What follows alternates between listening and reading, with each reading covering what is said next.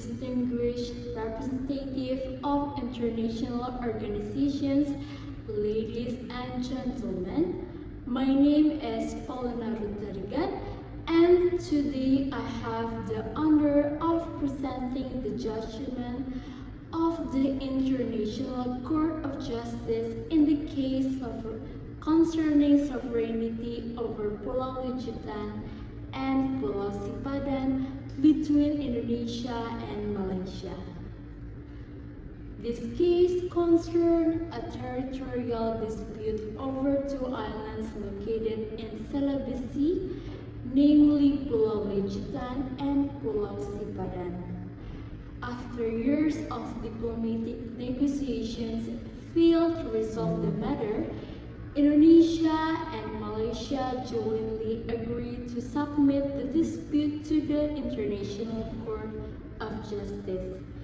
In its judgment delivered on 17 December 2002, the court first examined whether sovereignty over the islands could be determined through historical treaties, particularly the 1891 Anglo-Dutch Confession. However, the court concluded that the confession did not provide a clear legal title to either state regarding the disputed islands. As a result, the court relied on the doctrine of effectivities, which refers to the effective, continuous, and peaceful exercise of states' authority over a territory.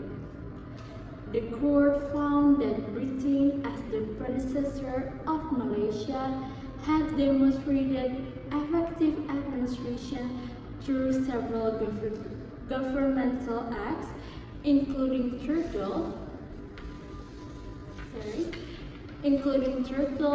conservation regulations, the establishment of protected areas, and the construction and operation of lighthouses on both islands.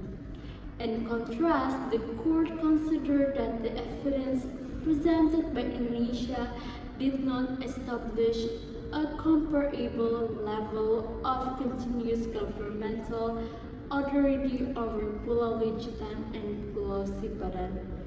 Therefore, by 16 votes to 1, the International Court of Justice ordered sovereignty over both islands to Malaysia.